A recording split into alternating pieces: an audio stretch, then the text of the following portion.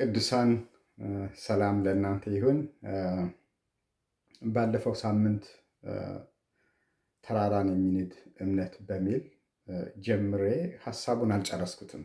እንደውም ዋናውን ክፍል ሳልል ሰዓት ስላለቀብኝ ያው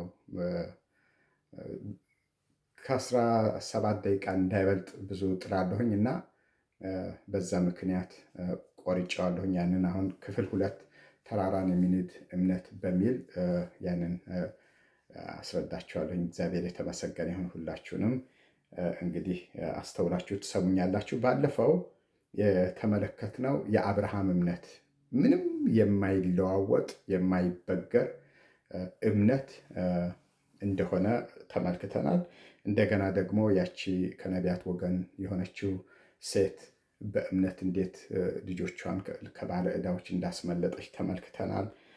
እንደገና ደግሞ ዳዊት ጎልያድን እንዴት አድርጎ እንደመታው በዚህ ማቅጣጫ ተመልክተናል። እነ ሲድራቅ ሚሳቅ አብደናጎ እንዴት በእምነት እንደተንቀሳቀሱ የእነሱንም እምነት ተመልክተናል። እግዚአብሔር የተመሰገነ ይሁንና ዛሬ አንድ ለማየት የምፈልገው ቃል አለ። እሱም ማርቆስ 11 ከቁጥር 12 ያለውን ቃል አነብላችኋለሁ። በጌታ በኢየሱስ ክርስቶስ ስም አነበዋለሁኝ። ማርቆስ 11 ከ12 ጀምሮ ላነብላችሁ። በማግስቱም ከቢታንያ ሲወጡ ተራበ። ጌታችን ኢየሱስ ክርስቶስ ማለት ነው። ቅጠልም ያላት በለስ ከሩቅ አይቶ ምናልባት አንዳች ይገኝባት እንደሆነ ብሎ መጣ። ነገር ግን የበለስ ወራት አልነበረምና መጥቶ ከቅጠል በቀር ምንም አላገኘባትም። መልሶም ከአሁን ጀምሮ ለዘላለም ማንም ከአንቺ ፍሬ አይብላ አላት። ደቀ መዛሙርትም ሰሙ። በሚቀጥለው ቀን ደግሞ ሲሄዱ በማለዳ ይላል፣ ቁጥር 20 ላይ ልንመለከተው እንችላለን። በማለዳም ሲያልፉ በለሲቱ ከስሯ ደርቃ አዩአት። ጴጥሮስም ትዝ ብሎት መምህር ሆይ እነሆ የረገምካት በለስ ደርቃለች አለው። ኢየሱስም መልሶ እንዲህ አላቸው፣ በእግዚአብሔር እመኑ። እውነት እላችኋለሁ ማንም ያለው ነገር እንዲደረግለት ቢያምን በልቡም ሳይጠራጠር ይህን ተራራ ተነቅለህ ወደ ባህር ተወርወር ቢል ይሆንለታል። ስለዚህ እላችኋለሁ የጸለያችሁትና የለመናችሁትን ሁሉ እንዳገኛችሁ እመኑ ይሆንላችሁማል ብሎ መለሰላቸው። እንግዲህ ይህን ታሪክ በደንብ እናውቀዋለን። ጌታ ይባረክ እና ጌታ ኢየሱስ ክርስቶስ በእርግጥ ቅጠሏ እቺ በለስ ወቅቷ አልነበረም እና ከእሷ ፍሬ ለማግኘት የሚቻልበት ወቅት አልነበረም። ግን ኤክስፔክት አደረገ እና ሲያጣባት ምን ያደርጋል? ረገማት። ማንም ከእንግዲህ ማንም ፍሬ አይብላ አላት። ከአፉ ቃል ወጣ። ከአፉ የወጣው ቃል የተላከበትን ማድረግ የሚችል ነው። ስለዚህ ረገማትና ሄዱ። ደቀ መዛሙርቱም ሲረግማት ሰምተዋል፣ አይተዋል። እንግዲህ ያው እነርሱ ሁሌ የሚያደርገውን ነገር ይከታተላሉ እና እንዴት ይሁን ረገማት እና ነገ ምን ትሁን የሚል በውስጣቸው የሆነ ነገር ሊኖር ይችላል እና በማግስቱ በዛ ሲያልፉ ትላንት የረገማት በለስ ከስሯ ደርቃ አዩአት ይላል እና በጣም ተገረሙ። ጌታ ሆይ ትላንት የረገምካት በለስ እኮ ያው ደረቀች አሉት። ጌታ ኢየሱስ ክርስቶስ ቼክ አላደረገም። ያው ተመልከቱ፣ እምነት ከዚህ ጋር የምንማረው ነገር አለ። ረገማት፣ ሄደ። አይደርቅም የሚል ወይ ደግሞ በቃ ቃሌ አይሰማም የሚል ነገር በጌታችን በኢየሱስ ክርስቶስ የለውም። ረገማት፣ ሄደ። እንደምትደርቅ ነው የሚያውቀው ሰው። ሂ ዶንት ኒድ ቱ ቼክ ኢት። በማግስቱ መጥቶ ቼክ ማድረግ የለበትም። ደቀ መዛሙርት ግን ቼክ ማድረግ ፈለጉ። ስለዚህ የረገምካትን በለስ ደርቃለች ከስሯ ብለው ነገሩት እና ያኔ ሲነግሩት እሱ የሰጠውን መልስ ተመልከቱ። በመጀመሪያ በእግዚአብሔር እመኑ። ኦኬ፣ ምንለውን ነገር በእምነት መሆን አለበት። በእግዚአብሔር ቃል ማመን አለበት። ቃሉ እውነት እንደሆነ ማመን አለብን። እግዚአብሔር የተመሰገነው። በእግዚአብሔር እመኑ አላቸውና እውነት እላችኋለሁ ማንም ያለው ነገር እንዲደረግለት ቢያምን በልቡ ሳይጠራጠር ይህንን ተራራ ተነቅለ ወደ ባህር ተወርወር ቢል ይሆንለታል። ማንም ነው የሚለው ያመነ ሁሉ ማለት ነው። የሚያምን በእግዚአብሔር እመኑ ብሎ ነው የጀመረው። ያመነ ሁሉ በልቡ ሳይጠራጠር አንድ ተራራ በፊት ለፊቱ የቆመ ተራራ ማንኛውንም አይነት ነገር አስጨናቂ ነገር ሊሆን ይችላል፣ ከበድ ያለ ነገር ሊሆን ይችላል። ምንም ይሁን ምን ግን ሳይጠራጠር ያንን ተራራ ተነቅለህ ወደ ባህር ተወርወር ቢል ይሆንለታል። ቢናገር ይሆንለታል። ውደቅ ቢል ይሆንለታል። እንዲሰበር ቢናገር ይሰበራል። አሜን። ያለው ነገር ሁሉ ይሆንለታል ነው የሚለው። ተራራ ተነቅለህ ሂድ ብንለው ይሄዳል። ወገኖች እግዚአብሔር በአፋችን በውስጣችን ያስቀመጠው ቃል በጣም ከባድ ነው። ቃሉን ብንናገር እንደሚሆን ነው እየተናገረ ያለው። አሜን። የእግዚአብሔር ቃል በእምነት ቃሉን ታምነን ምንም ነገር ብንል ማንኛውንም አይነት ነገር ያልነውን ነገር እንደሚሆን ነው እየተናገረን ያለው። እግዚአብሔር የተመሰገነ። ማንም ያለው ነገር እንዲደረግለት ቢያምን ግን በልቡ ባይጠራጠር፣ ተመልከቱ እዚህ ጋር በልቡ ሳይጠራጠር ይህንን ተራራ ተነቅለ ወደ ባህር ተወርወር ቢል ይሆንለታል። ምንድን ነው በፊት ለፊታችሁ ያለ ተራራ?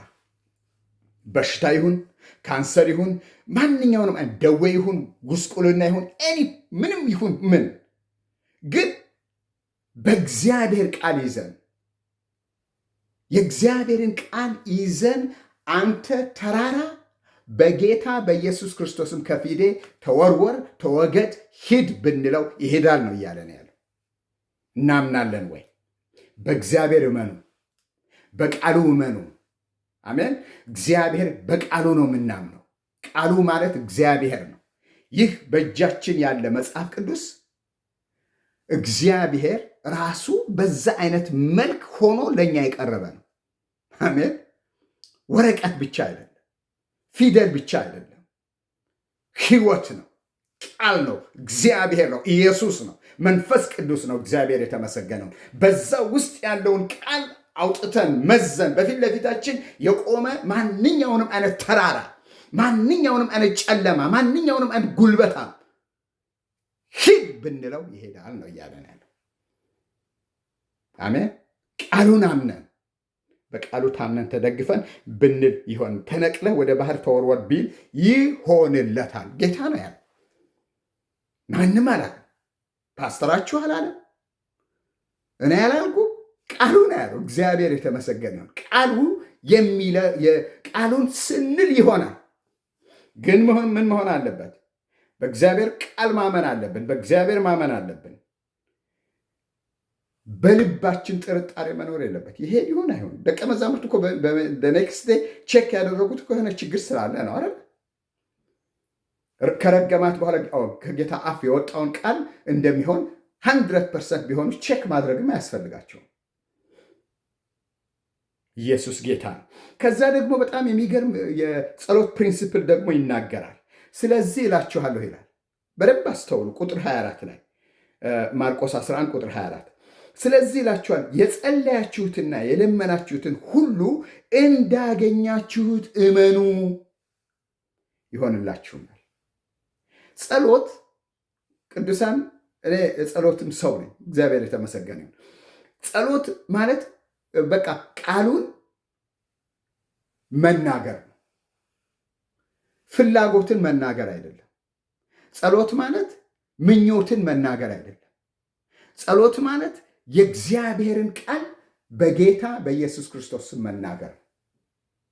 ያንን ቃል አሁን ለምሳሌ በሽታ ቢሆን ማንኛውንም አይነት ጉስቁልና ቢሆን የእግዚአብሔር ቃል ይዘን በዚህ ቃል መሰረት አዛለሁ ሂድ ብንለው ይሄዳል። ከዛ በኋላ ምን ይላል? እንዳገኛችሁ ጸሎታችሁ መልስ እንደጨበጣችሁ እመኑ ነው እያለን ያለ። የጸሎታችን መልስ እንደጨበጥን ልናምን ይገባል። ስንጨብጠው አይደለም ምናምነው፣ ልክ አፋችን ቃሉ ሲወጣ ጸሎት ስንጸልይ ስንናገረው እንደሆነ እናምናለን። እንዲህ ነን ወይ ስንጸልይ? አሜን ነው። ስለምንም ስለ ልጆቻችን ይሁን ስለ ትዳራችን ይሁን ስለ ቤታችን ይሁን ስለ ጤናችን ይሁን ስለ ሰላማችን ይሁን ምንም ነገር ቃል ይዘን የእግዚአብሔር ቃል ይዘን እንዲህ ተብሎ ተጽፏል ተብሎ ብለን የምንለው ነገር በሙሉ ይሆናል። በቃ ሲሆን አይደለም እናምነው። ከሆነ በኋላማ ምንም እምነት የሚባለው ነገር አያስፈልግም። ከሆነ በኋላ ስሜታችንም ይነግረናል። ይሄ አካል ይሄ አእምሮ በደንብ ይነግረናል እንደሆነ ያረጋግጥልናል። እምነት እሱ አይደለም። እምነት በእግዚአብሔር ቃል መደገፍ ነው። አሜን። እምነት ቃሉን ማመን። እግዚአብሔር የተመሰገነ ይሁን። ሃሌሉያ። እስኪ የመቶ አለቃውን ደግሞ እንየው። አሜን። ማቴዎስ 8 ቁጥር 5 ላይ ወደ ቅፍርናሆም በገባ ጊዜ መቶ አለቃ ወደ እርሱ ቀርቦ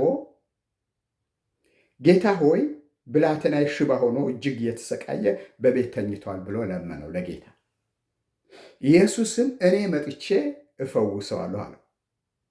የመቶ አለቃው መልሶ ተመልከቱ ምን አይነት ዳይናሚክ መልስ እንደሰጠው። ጌታ ሆይ በቤቴ ጣራ ከታች ልትገባ አይገባኝም፣ ነገር ግን ቃል ብቻ ተናገር ብላቴናዬም ይፈወሳል። ኢየሱስ ክርስቶስ ሰምቶ ተደነቀና ለተከተሉት እንዲህ አለ፣ እውነት እላቸዋለሁ በእስራኤል እንኳን እንዲህ ያለ ትልቅ እምነት አላገኘሁም። ኢየሱስም ለመቶ አለቃው ሂድና እንዳመንህ ይሆንልህ አለው። ተመልከቱ፣ ይሄንን ሰው ደግሞ ይዩት። ከጌታችን አፍ የሚወጣው ቃል ስፍራ ምንም ነገር እንደማይወስነው ያውቃል፣ ያምናል፣ በደንብ ያውቃል። አንተ ብቻ ቃል ተናገር እዚሁ ብላቴና ይፈወሳል አለ። አሜን ነው ወይ? ይህ ቃል እኮ በእጃችን አለ። ይህን ቃል ብቻ ተናገር ብላቴና ይፈወሳል። ወደ ቤቴ ጣራ ልትገባ አይገባህም አለና ከዛ የራሱ የተለማመደውን ነገር ነገረው። አንዱንም ሂድ ብለው ይሄዳል። እንደገና ደግሞ ቃሉን ሌላውን ፓርት ብታነቡት እንደገና ደግሞ እኔም ደግሞ አለቃ አለኝ፣ አለቃዬ እንዲህ አድርግ ቢለኝ አደርጋለሁ። አንተ ምንም ነገር ይታዘዝልሃል፣ ስለዚህ ተናገር ብላቴና ይፈወሳል። ጌታ በጣም ተደነቀ። ከአፉ የሚወጣው ቃል ተመልከቱ፣ ከአፉ የሚወጣው ከጌታችን አፍ የሚወጣው ቃል የተጻፈበትን ወይም ደግሞ እዛ ጋር የተጻፈበትን ነገር እንደሚሆን ያምናል። እናምናለን ወይ? በመገረፉ ቁስል ተፈወሳችሁ ይላል። እናምነዋለን ወይ? ቃል እኮ ነው፣ የእግዚአብሔር ቃል ነው። ከእሱ አፍ የወጣ ቃል እኮ ነው። መጽሐፍ ቅዱስ የእግዚአብሔር አፍ ነው። እግዚአብሔር የተመሰገነ ይሁን እና ጌታ በጣም ተገረመ፣ በጣም ተደነቀ። በእስራኤል እንኳን እንደዚህ አይነት አማኝ አላየሁም አለ። እግዚአብሔር አማኝ አድርገን፣ አሜን። የቃሉ አማኝ አድርገን ወገኖች። እያንዳንዱ ይሄ የምናነበውን ቃል መጽሐፍ ቅዱስ ላይ ያለው 66ቱንም ማመን የምንችልበት አቅም፣ እምነት ውስጣችን እግዚአብሔር ያሳድግልን። አሜን። ቃሉ እውነት ነው። የእግዚአብሔር ቃል እውነት ነው። አባቶቻችን የተናገሩት በእግዚአብሔር መንፈስ የተናገሩት የእግዚአብሔር ቃል ጌታችን ኢየሱስ ክርስቶስ የተናገረው የእግዚአብሔር ቃል እውነት ነው። እኔና እናንተ በአንደበታችን ብንለው ይሆናል። ተራራ ተነቀል ብንለው ይነቀላል። ጨለማ ተወገድ ብንለው በብርሃን ይቀየራል። እስራት ይፈታ ብንል ይፈታል። እግዚአብሔር የተመሰገነው። ብቻ በእምነት እንናገረው። እግዚአብሔር የተመሰገነ እና ይህንን ሰው መቶ አለቃው በቃ ገባው። አንተ ብቻ ቃል ብቻ ተናገር ብላቴና ይፈወሳል አለው። እግዚአብሔር የተመሰገነ ነው። በክርስቶስ በጌታችን በኢየሱስ ክርስቶስ አፍ ውስጥ ያለው ቃል አሜን ሲናገር ምንም ነገር እንደሚሆን ያምናል። ሌላ ደግሞ ላሳያችሁ። ማርቆስ 6 ከ36 ከ37 ሁሉንም ሌላውንም ፓርት ልታነቡት ትችላላችሁ። ምን አላቸው? ቀን ሙሉ ከእርሱ ጋር ለዋሉ ሲያስተምር ከእርሱ ጋር ለዋሉ ሰዎች ወደ 5,000 በላይ የሚሆኑ ሰዎች ናቸው። እና ሲመሽ ቀን ሙሉ ከእሱ ጋር ነው የዋሉት። ሲመሽ ምን አሉ ደቀ መዛሙርት? በአካባቢ ሰው ወዳለበት ቁጥር 36 እና 37 ብቻ ነው እያነበብኩ ያለሁት። በአካባቢው ሰው ወዳለበት መንደር ሄደው የሚበላ ነገር ገዝተው እንዲመገቡ ሕዝቡን አሰናብታቸው አሉት። እርሱ ግን መልሰው፣ ተመልከቱ ጌታችን ኢየሱስ ክርስቶስ፣ እርሱ ግን የሚበሉትን እናንተ ስጧቸው፣ እናንተ ስጧቸው። መትከም አያስፈልጋቸውም፣ መሮጥ አያስፈልጋቸውም፣ እናንተ ስጧቸው ብሎ ሲናገራቸው እነርሱ ሂሳብ ውስጥ ገቡ። እሱ የተናገረው መለኮታዊ ነገር ነው፣ በመለኮት የሚሆነውን ነገር ነው። የእሱ አፍ የሚበሉትን እናንተ ስጧቸው ስላለ ያንን ቃል ይዘው ወጥተው አንዳንድ በቃ ለሰዎቹ መስጠት መጀመር ሲገባቸው